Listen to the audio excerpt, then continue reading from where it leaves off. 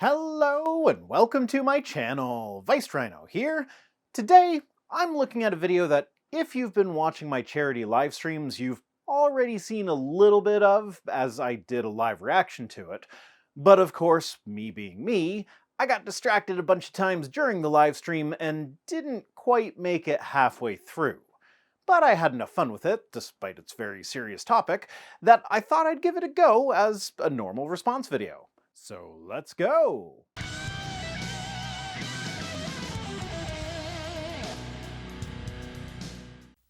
I've noticed a number of critics of Christianity have been attacking the Bible lately on the grounds that the Bible condones slavery. You bet! Atheists are often told that the existence of morality is somehow proof of God, and the fact that we have a sense of morality is evidence that God wrote that morality on our hearts. But when we look at the book that was supposedly authored by this moral lawgiver, we see laws that our moral intuitions say are immoral. So if our moral intuitions actually come to us from a higher power, that higher power cannot be the God of the Bible, for the simple reason that the morality of the Bible runs counter to our moral intuitions on so many subjects. Slavery is but one example. And the fact that the majority of this video is going to be spent quibbling about whether biblical slavery was better or worse than antebellum slavery is evidence that the Bible does, in fact, run counter to our moral intuitions, including the intuitions of those who try to defend it. It wouldn't need defending in the first place if the author of the Bible were also the author of our moral intuitions, because then the Bible would just match perfectly with our moral intuitions. And yes, you know what? The Old Testament law did allow for a certain form of slavery. A few certain forms of slavery, as it turns out. There's the indentured servitude slavery that I'm sure you're going to try to focus on here, where a Hebrew man could sell himself into temporary slavery if he couldn't pay his debts. But there's also permanent slaves that you're allowed to purchase from foreigners, the slaves that you capture in war, and really, women. Their whole position in the ancient Hebrew society was essentially a type of slavery. They didn't have a choice in who they married, they were their father's property until he sold them to a suitable man in marriage. They didn't have the same inheritance rights as men. If they were raped before marriage, their rapist was forced to marry them, read buy them, in a you break it, you bought it sort of transaction. So, yeah, you are going to focus on one specific aspect of slavery in the ancient Hebrew culture, and act like the other kinds of slavery just didn't even exist, or weren't condoned by the Bible, in an attempt to soften the biblical slavery into something that a modern audience will find palatable. But the fact that a modern audience needs to be convinced that this slavery isn't actually immoral, rather than them just reaching that conclusion for themselves through intuition, just demonstrates that we don't get our moral intuitions from whoever it is that wrote the Bible. And yes, the New Testament writers never did speak directly against slavery in the Roman Empire. Not only that, but they spoke out in favor of it. In several of Paul's epistles, he urges slaves to be obedient to their earthly masters, in what appears to be an attempt to avoid having Christianity associated with slaves getting all uppity and whatnot. He also tells Christian slave owners to treat their slaves justly and fairly. Now, if he were against the institution of slavery itself, then a command to treat the slave justly and fairly would effectively be a command to set them free. But that doesn't seem to be what he's getting at here, like, at all.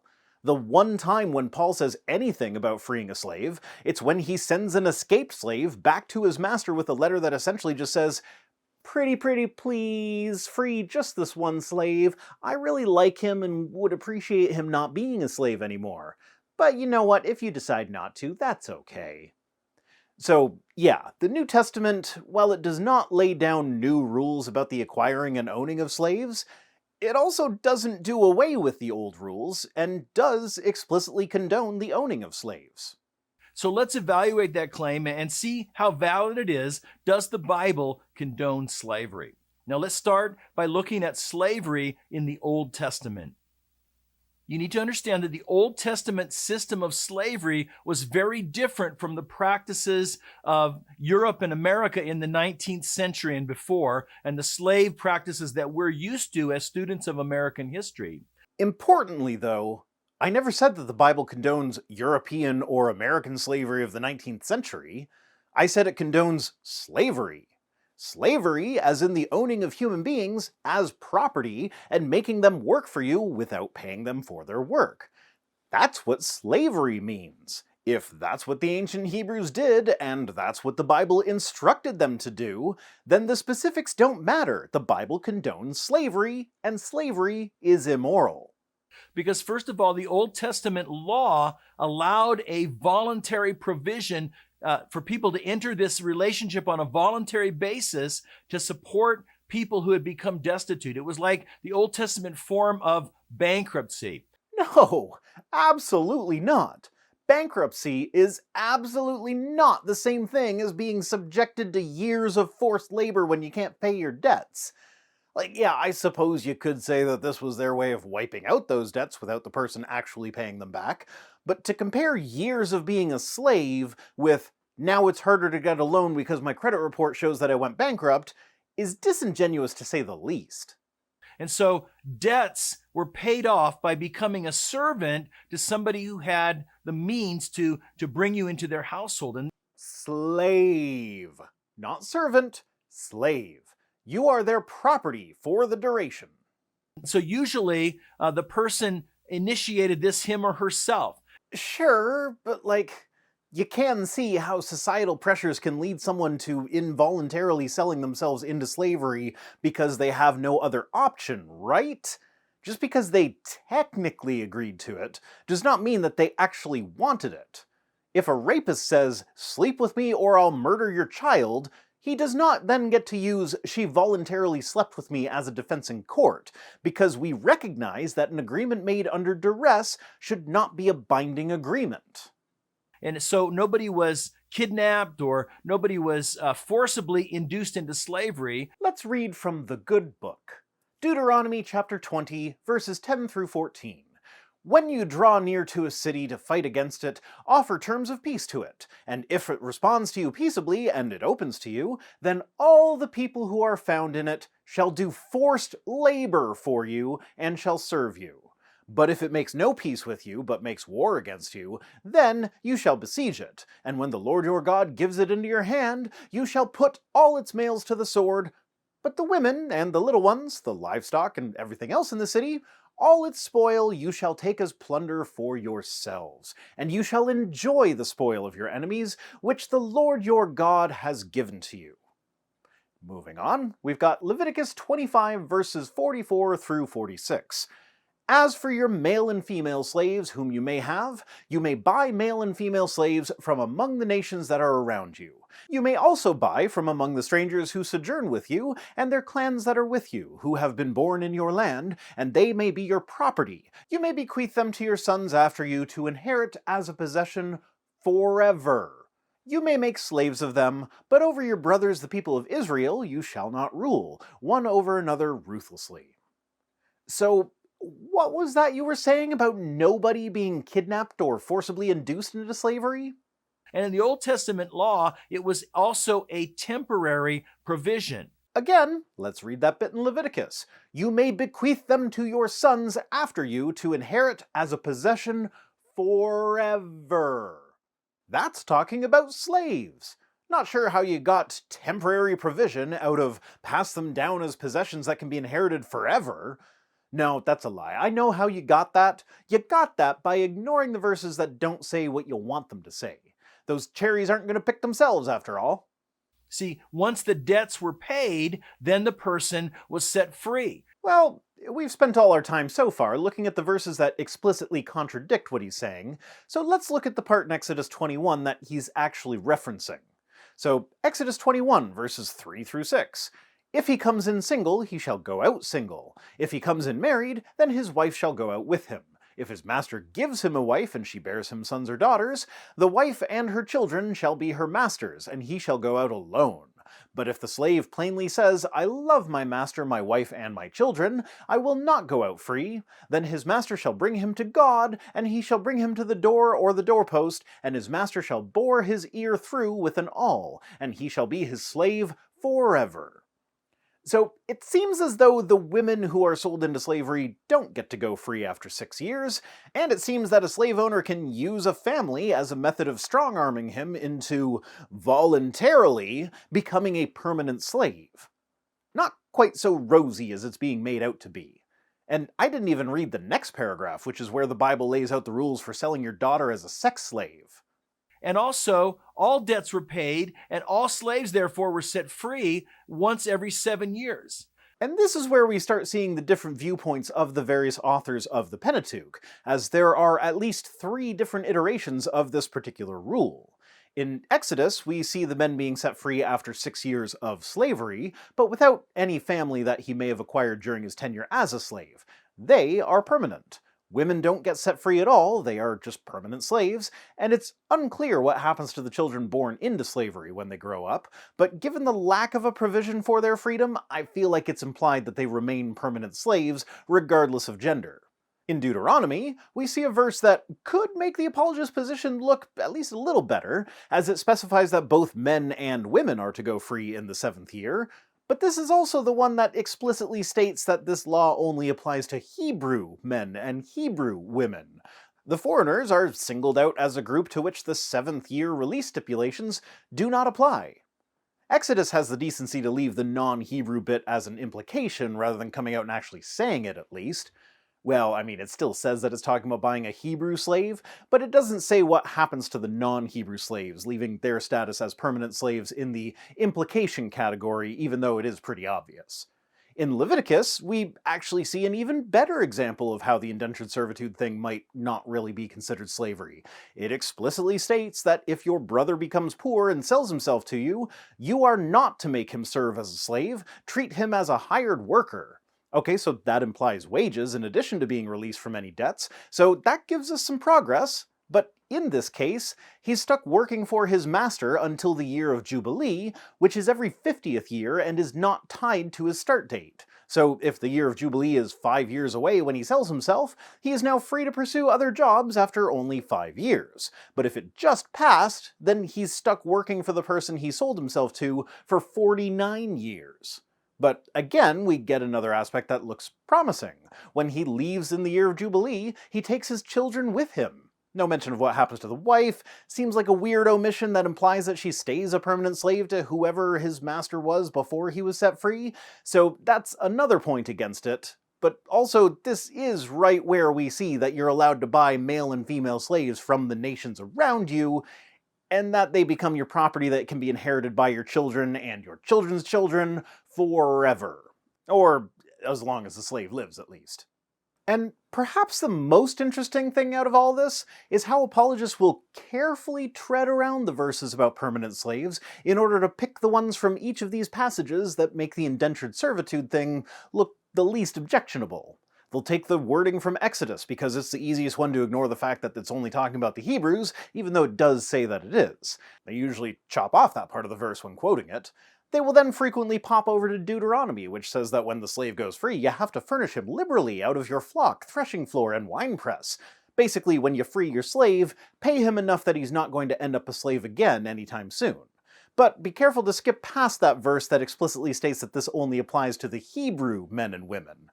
And then they might take from Leviticus the idea that the slaves were paid wages, just like hired workers, and so they aren't, strictly speaking, even slaves. But usually that one comes without a direct quote, because if anyone goes to look that one up, you'll likely notice that it's right in the middle of the section telling you which people can be your permanent, unpaid, forced labor slaves. This guy hasn't done it quite yet, but when apologists do this jumping around, it can be assumed that they know that they are misrepresenting the Bible, because you kinda have to read the slavery laws that contradict what they say about slavery in order to get to the ones that they use to piece together their whole slavery isn't all that bad version of slavery.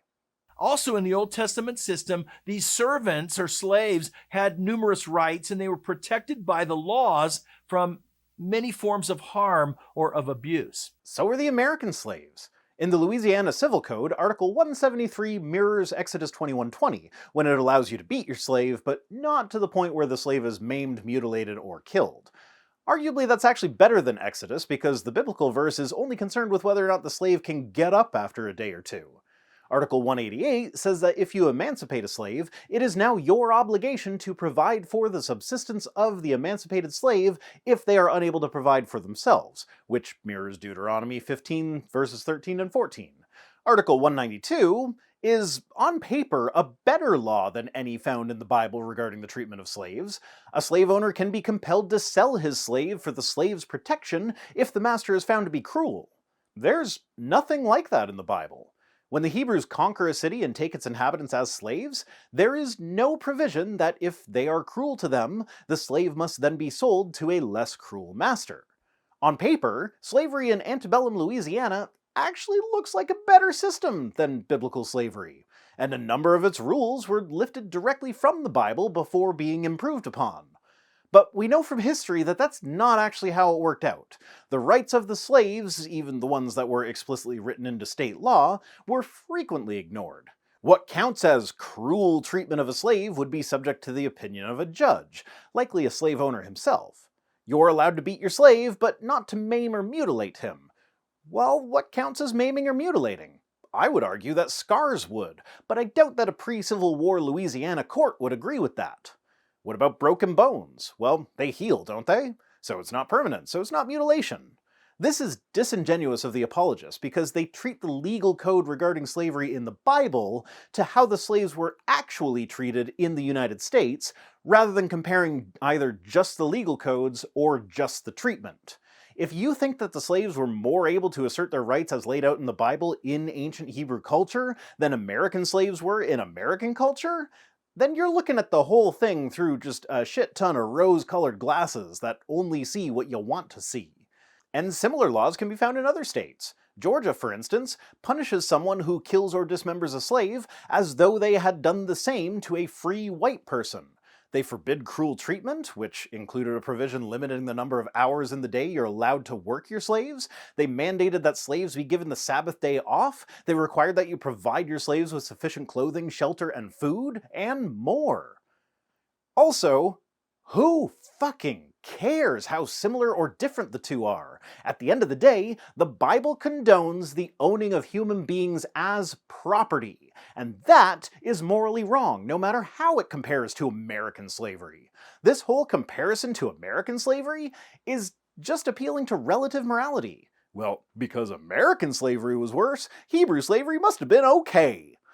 That's not how you guys claim morality works, so maybe try for a little consistency sometime. Now, by contrast to that, slavery in the American colonies and in the Old South involved people being forcibly kidnapped. People were considered property along with their offspring. They had no rights whatsoever. Not only do all those things apply to biblical slavery as well, but as I have already shown, American slaves did have rights laid out in the legal code, so to say that they didn't is just a bald-faced lie. Now, did they have enough rights? Obviously not. Were the rights that they did have adequately upheld by the legal system? Again, obviously not. But that doesn't mean that they weren't there on paper in the same place where we find these rights that biblical slaves supposedly had. They were subject to all kinds of rampant violence and abuse. But in the Old Testament system, it says very clearly that to kidnap or to sell somebody is a capital offense. There was a death penalty if you killed a servant. Yeah, same goes for Georgia. Well, maybe not the kidnapping bit, the killing a slave bit.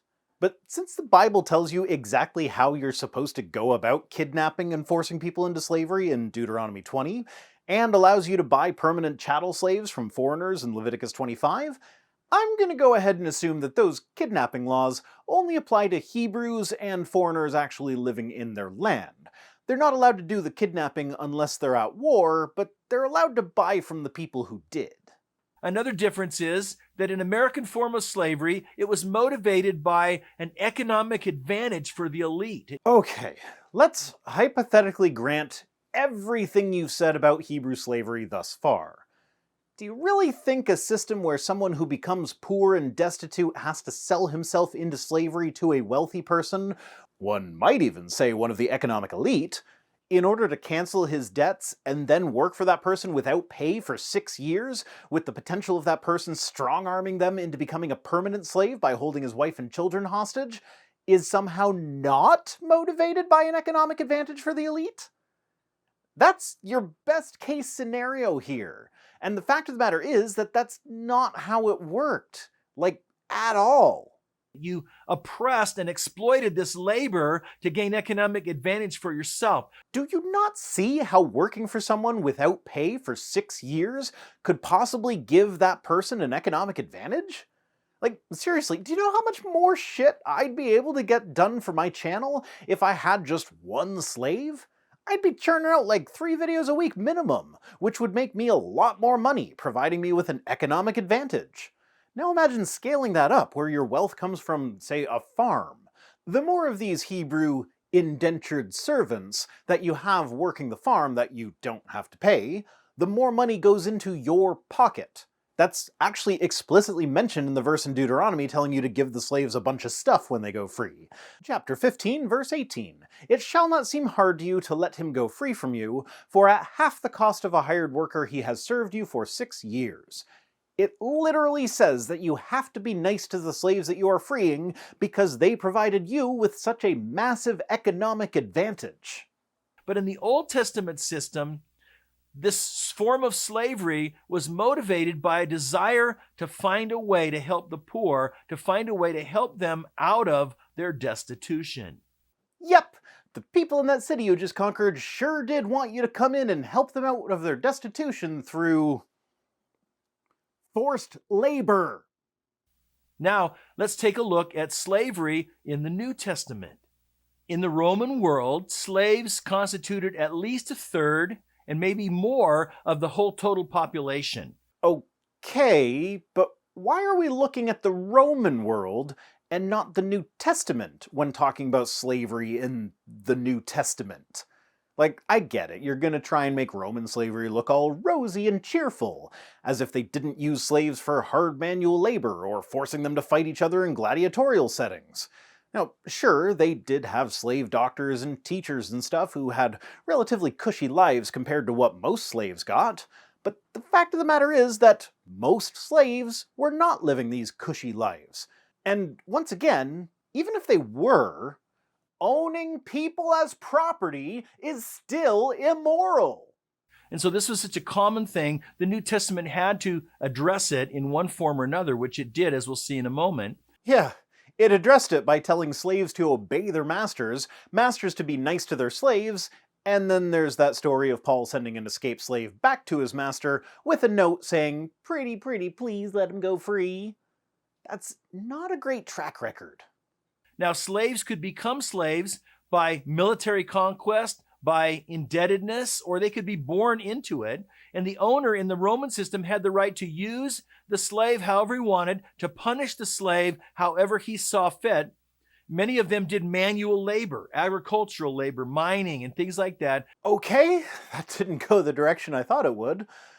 Alright, so it's my turn to turn it around and say, but a lot of Roman slaves had cushy lives though, and slaves had legal rights in Roman culture eventually. Roman slaves could even sort of own land. The land was still legally the master's, but they were allowed to treat it as though it belonged to them. They could make money, and if they saved up enough of it, they could buy their own freedom. And once free, they could become full Roman citizens, which included the right to vote and hold political office. They could even file legal complaints against their masters in court. If a master abandoned his slave, the slave automatically became free. See how if we ignore huge chunks of the institution, you can make it sound not half bad? But let's be clear here, I am ignoring huge chunks of the institution in order to accomplish that. Slavery is still all the way bad, in all its forms. But others were managers, they were educators, tutors, and so forth, and many of them were able to gain great wealth and great social status, even though they were slaves, purely on the basis of their abilities. Oh, okay, so you are trying to make it look good? Pick a lane, buddy. This is getting confusing for me. Now, you know what? It's actually not confusing at all. I'll just stay firmly on the side of all slavery is bad, even when it sounds relatively mild, and let you continue to try and morally justify a heinously immoral institution, because you have to in order to believe that your book is perfect and was given to us by the moral lawgiver. Now, I'm actually going to skip a segment here where he literally just lists all of the same, I don't want to call them positives of slavery, because that just is not good. But yeah, the stuff that I just already listed, that's what he does now. Freedom was not always an advantage, and slavery was not always a negative thing. Slavery was not always a negative thing, says this guy, who ironically has the appearance and mannerisms of a guy who is being forced to read a script at gunpoint. Like, seriously, dude looks terrified. I mean, I'm not exactly one to give acting notes. Apparently I look like a bobblehead after all. But, like, don't look like you're being held hostage in your video about why slavery was good, actually. Well, yeah, maybe that works. Continue looking like you're being held hostage and that you are a slave and that you like it. I guess it supports your position. Now, in the New Testament, it's true that Jesus never spoke out against slavery. He never spoke for it either. Jesus never said a single thing about slavery. I mean, that's true, as long as we ignore the several parables where God was the good slave owner and the slaves were judged based on how well they worked for their master. Now, if the only things he ever said about slavery were parables where the slave master is the character who's seen as righteous and good, does that not count as speaking out in favor of slavery? I think it does. Now, Paul, on the other hand, did often address it, and it's important to understand that Paul laid a theological foundation that ultimately led to the demise of slavery in the Christian world. No, absolutely not. He laid down a theological foundation that allowed slavery to continue for thousands of years. If he had commanded masters to release their slaves, for truly owning other human beings as property is an abomination unto the Lord your God, then, well, realistically, slavery still would have continued under Christianity for thousands of years, because Christians have a penchant for ignoring verses they don't like. But at least then you would be able to point to a specific verse in the Bible that explicitly condemns slavery when you make the case that Christianity was an integral part to the abolition of slavery around the world. Which, let's be clear, has not actually happened. There's still an estimated 49.6 million people alive today who live in slavery. So add the abolition of slavery to the list of things that Christianity takes credit for, which it hasn't actually accomplished.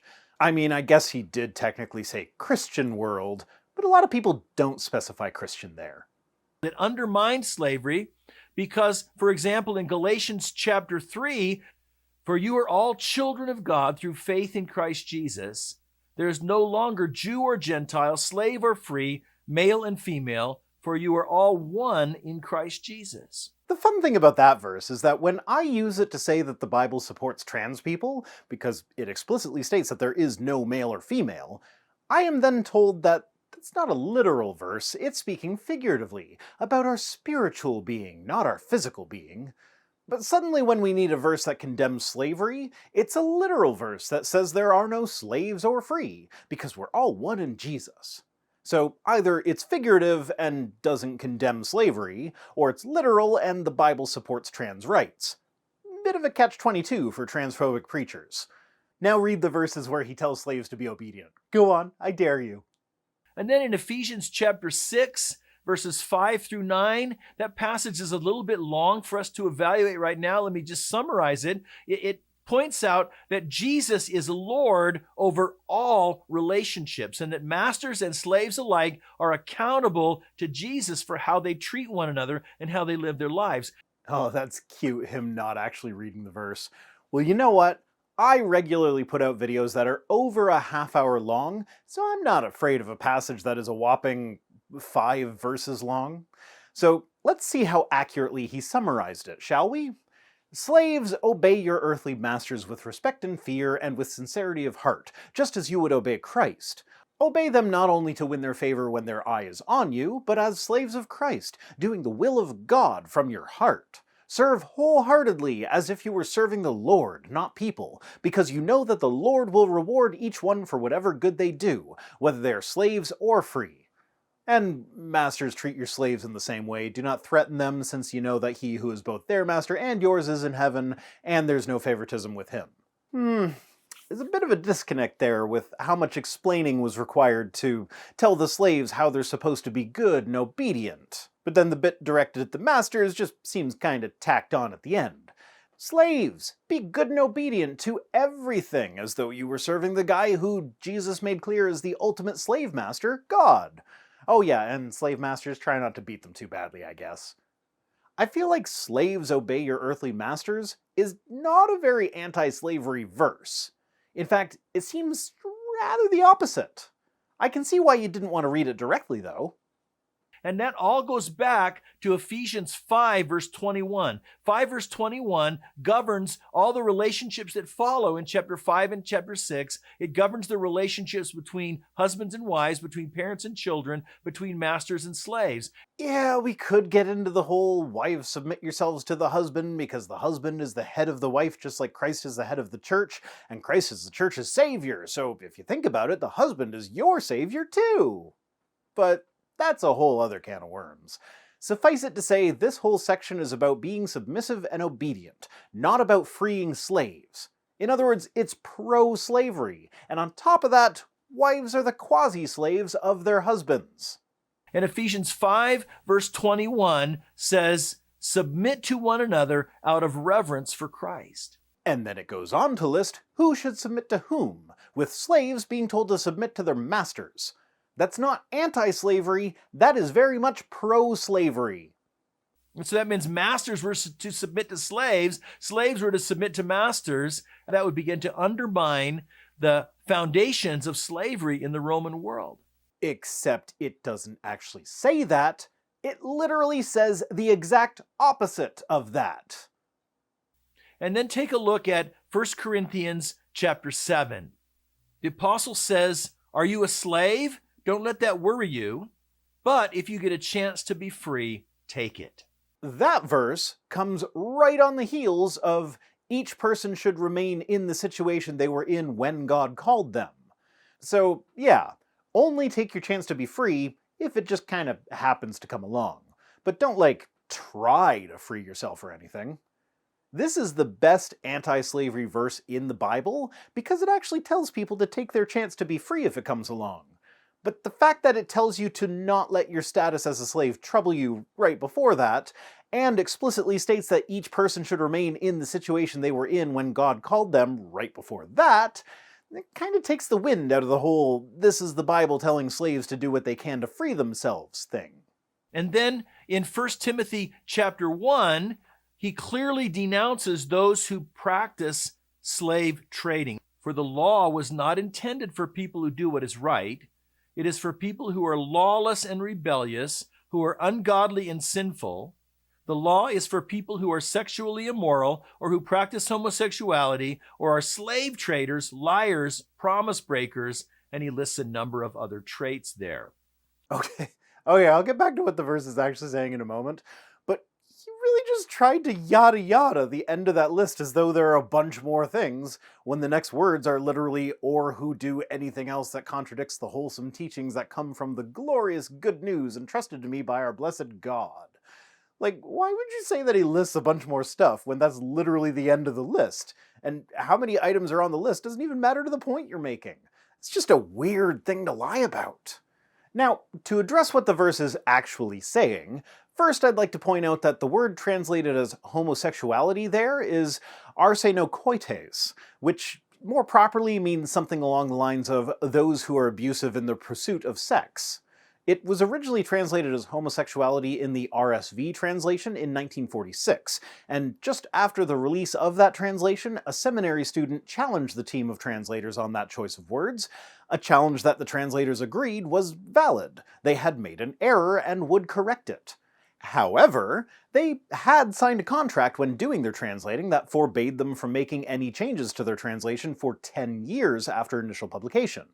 It was in those 10 years that the NASB, NIV, and TLB put out their first translations, and in their translational notes, they cited the RSV translation as their basis for using the word homosexuality there.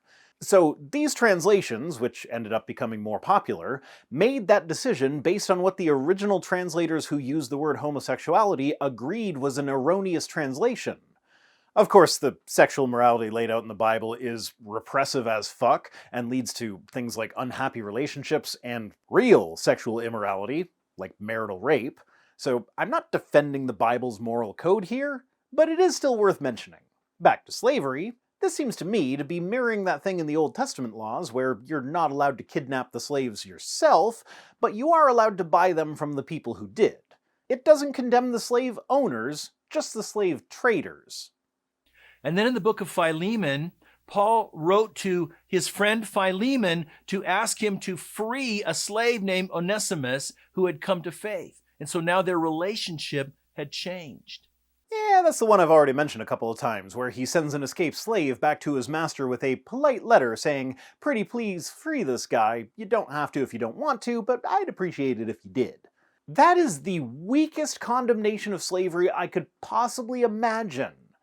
Also, we don't know the end of that story. Did Philemon free the slave, or did he do what was allowed under Roman law and punish his escape attempt with death? We never find out the answer to that question, so it is entirely possible that the Book of Philemon is a story of Paul sending an escaped slave to his execution. Kinda puts a damper on the whole "the Bible is against slavery" thing when the primary founder of the version of Christianity that survives today is on record sending escaped slaves back to their masters. Now, sadly, the Bible was used to justify slavery in America. Because it explicitly permits it. If the Bible really was authored by God, and God didn't approve of slavery, it would have been trivial for him to have included a verse condemning the practice, but not a single verse actually does.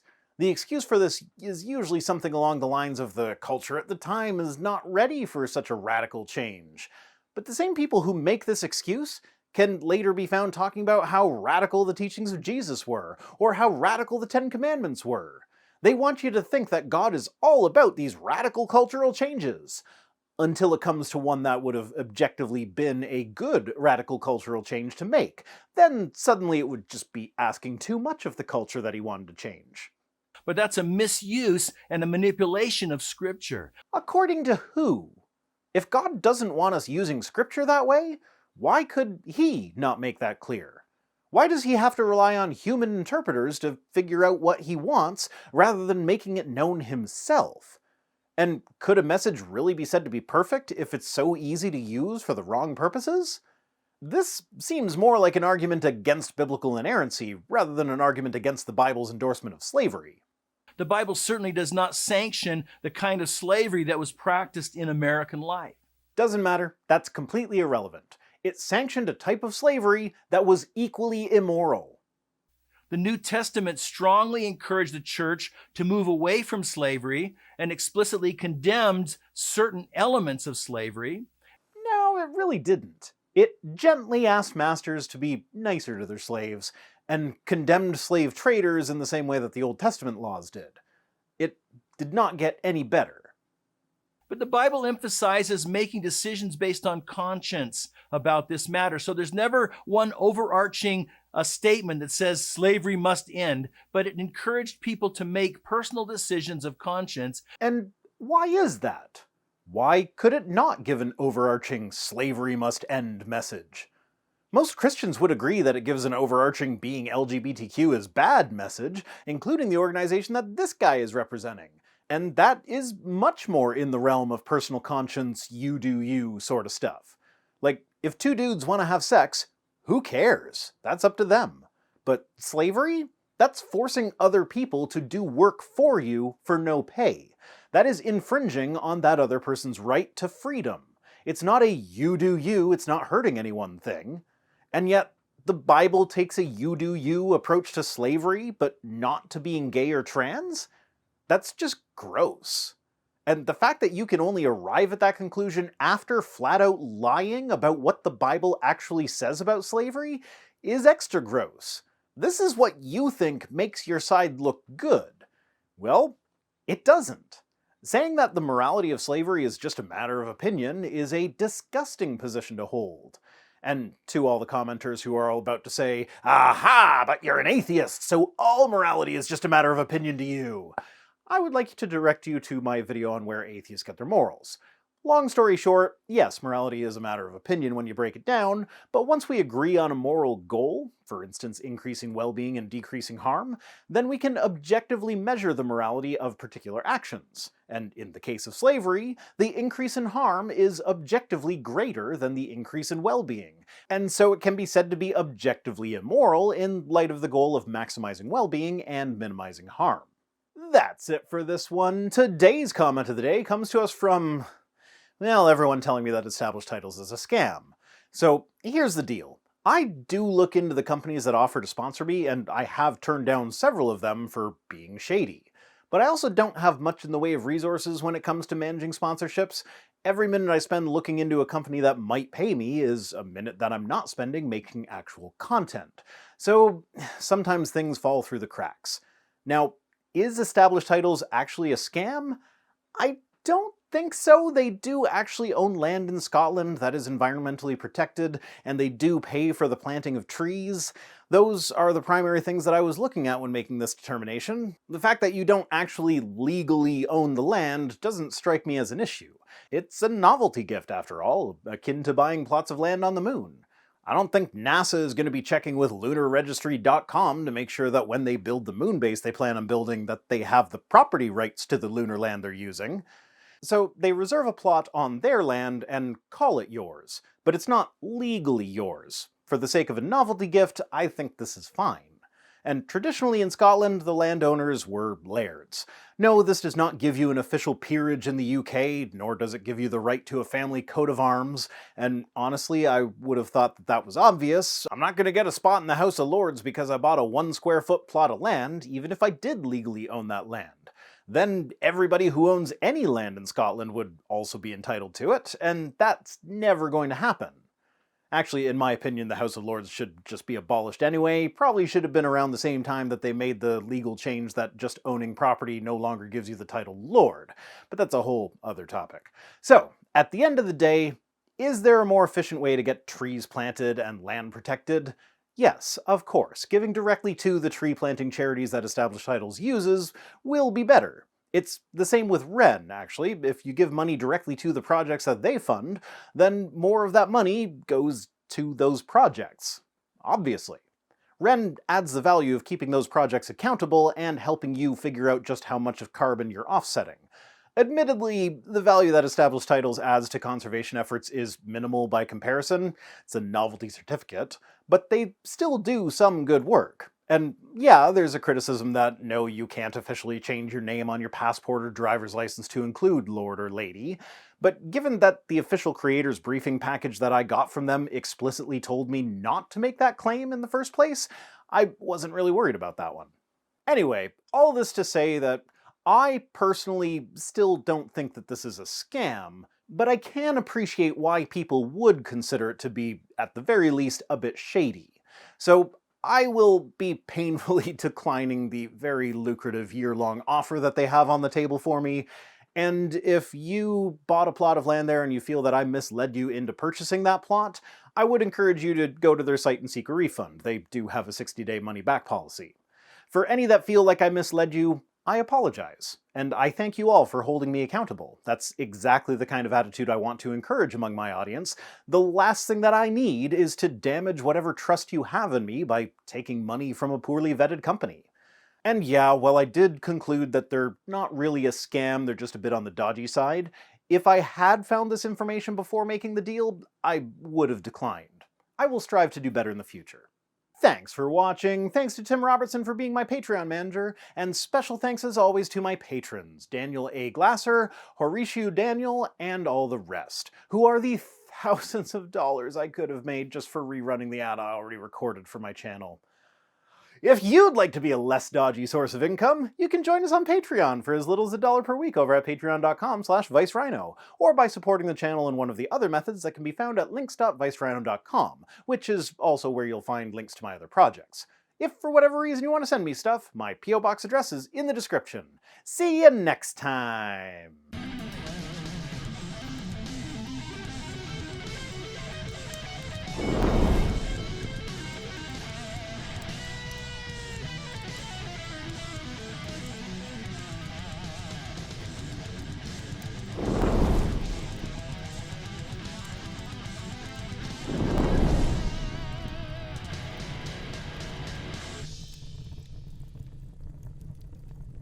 The fun thing about that verse is that when I use it to say that the Bible supports trans people... So, a lot of you probably noticed the scrolling blue bands that were visible in this video and are wondering what that was. Well, I made some changes to my teleprompter to make it easier for me to read, and it had the side effect of making it easier for the camera to see as well, so that's just the ghost of my script flowing through the video. It wasn't bad enough that I felt it necessary to reshoot everything, but it is bad enough that I feel like I should mention it and apologize if you found it distracting. But also, when I asked on Twitter, a lot of people couldn't even see it until I mentioned it, so I'm mentioning that here at the end so that if you fall into that category, I don't ruin your viewing experience by making you aware of it in advance. So, I'm sorry, it shouldn't be on the next video.